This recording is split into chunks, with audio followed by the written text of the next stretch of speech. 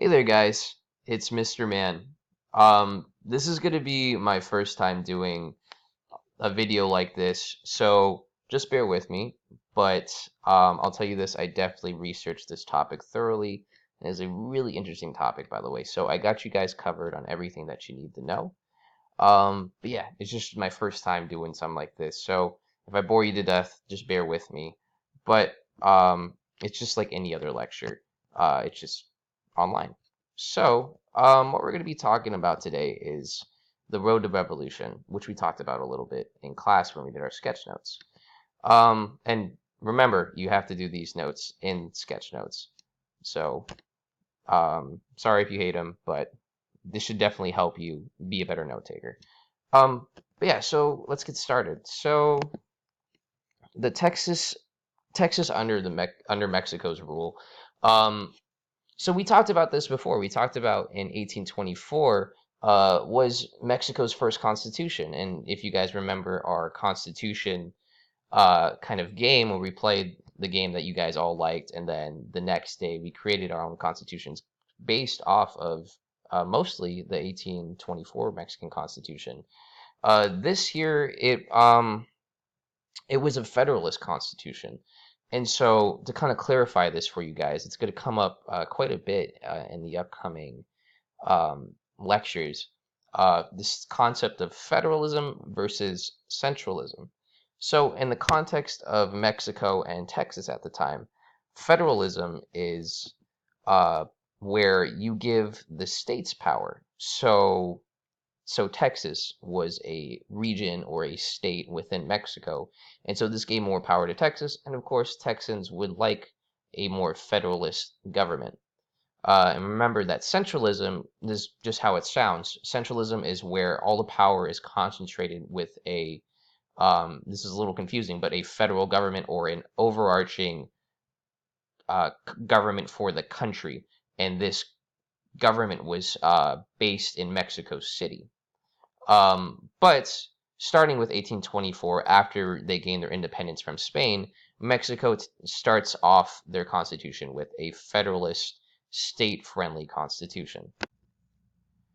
So, going to the concept of states, um, Mexico, after in 1825, just a year after the 1824 Constitution, they merged the states of Coahuila and Texas, creating Coahuila y Tejas.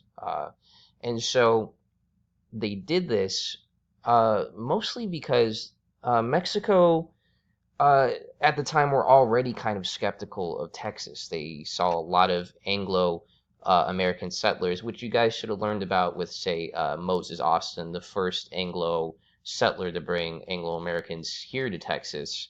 Um, and then obviously his son, Stephen F. Austin, we'll talk about later. Basically, there's a bunch of impresarios that we learned about in our Mexican era timeline. But here now they see that there's a lot of Anglo Americans in Texas, and so they wanted to merge the state of Coahuila, which is right here, and it goes down quite a bit, almost to Mexico City. They're both not very well populated, but even then, Coahuila, right here, did have more people, and much more Mexican-oriented people versus that of the Anglo-American immigrants. So this was kind of a power move by Mexico to kind of marginalize Texans to an extent, or sort of take away their power when it came to voting or just anything in politics. And Texans sort of feared that Coahuila would totally dominate them in, votes, just anything regarding power, which did happen when it came to like the slave laws, which we'll talk about later. But yes, basically they merged the two states together. Texans weren't very happy about it. Coahuila wasn't. The people in Coahuila weren't too happy about it either, but mostly Texans were upset because they definitely had their own way of thinking, the Anglo Americans, and the reasons for being there, and so this kind of took away their power. But it's important to remember that they divided the region into three parts. The Department of Nacogdoches, which is over here in the orange, the Department of Brazos, which is here in purple, and the Department of Bayar, which is over here in this like pink color. And of course, Coahuila was its own thing, it's its own department, and they had the most people. Okay, so let's talk about slavery and other issues in Texas. So this is going to be the biggest issue between Texas or Anglo-Texans and Mexicans. So um, to start, slavery itself ran these plantations on the land grants, which were given to, remember, the empresarios, who were the people who were given the land grants from Mexico. So Anglo immigrants would come in, they would purchase land, and they would become empresarios of the land given to them, and very often they would run slave plantations. And this was such a huge thing that ran their economy. First of all, Mexico thought this was quite immoral. Um, and not only that, they feared that slavery would soon take over all of Texas with their Anglo plantation owners, and they saw that they were gradually getting more power and more land, just basically taking over Texas with these slave plantations. Um, and in the beginning, the Central Mexican government, because remember, the Constitution of 1824 was a federal constitution, so a federalist constitution, I'm sorry, where they gave the states much more power, and so there was really just not much at all or very loose control over the region of Texas.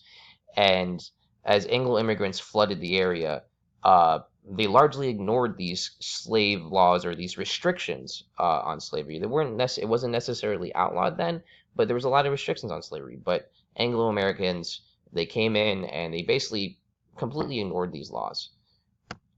Now, several Texans were opposed to slavery, including who we just talked about, Stephen F. Austin, who is such a big person in Texas history. And I'm sure you guys have heard of him before. You've heard of the city of Austin named after him.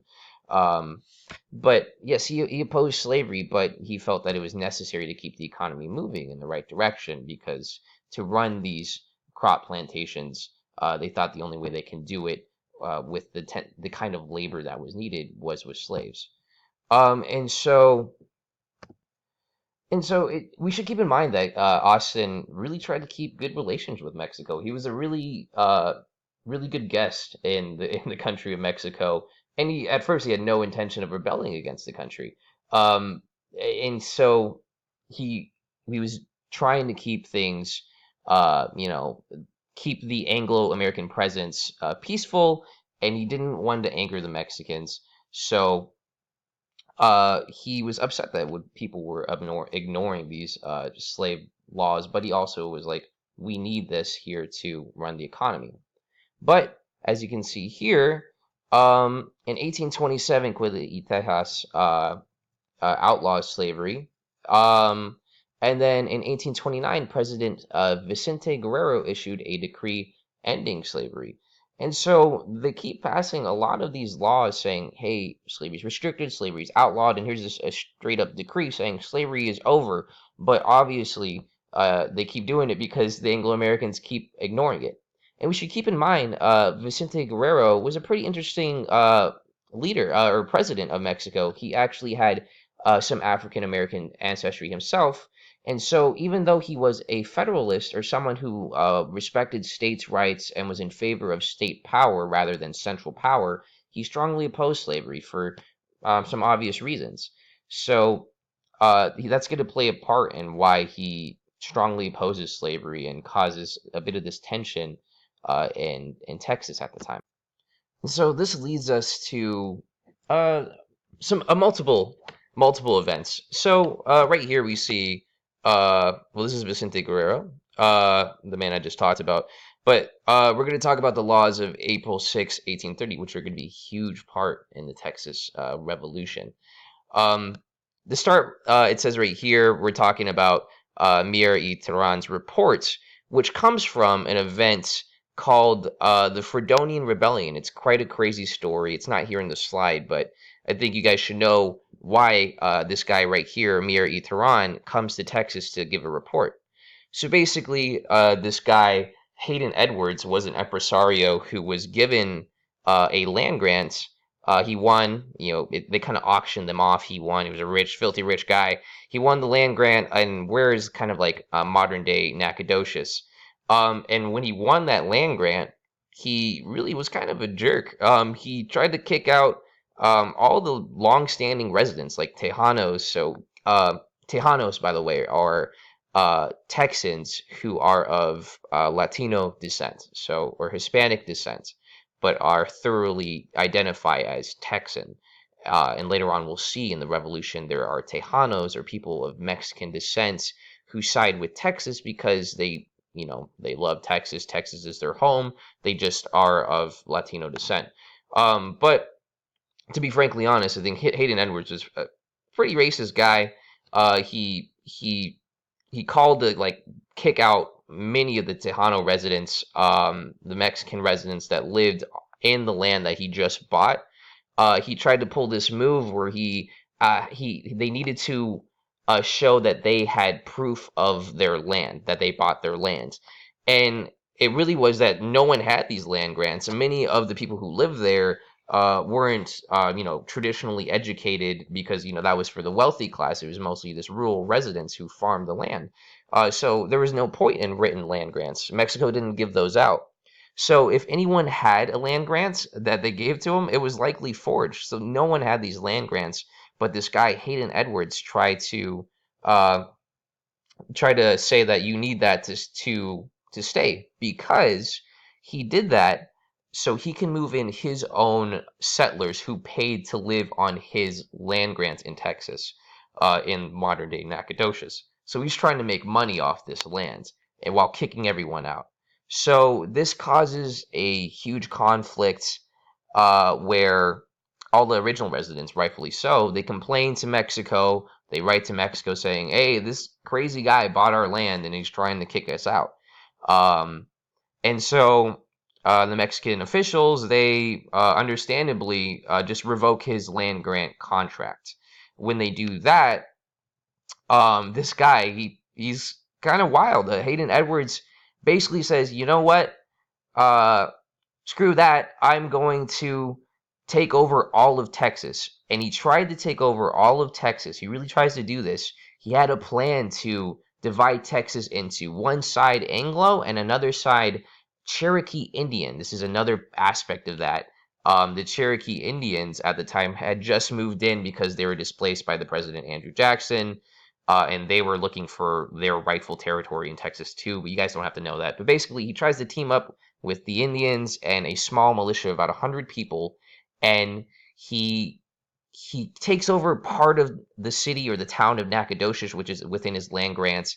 They kick out all the Mexican officials with this little militia, and they name it the country of Fredonia. This is completely serious. He just tried to create his own country, and this thing lasted for a little over a month. So basically, first of all, number one, this really, really angered Stephen Austin, because um, uh, Hayden Edwards actually asked him, "Hey, you want to join my rebellion? We're taking over Texas." And he was like, "What? No way!" He was so livid because this makes Anglo Americans look so bad, and he just wanted peaceful relations for Anglo American immigrants, and he just wanted them to assimilate successfully, not pull a fast one, kick everyone out, and try to take over the entire country, um, or the entire state of Texas. And so basically, what happens? The guy, he's there until he gets word that the Mexican army is coming to confront him in his little tiny country of Fredonia.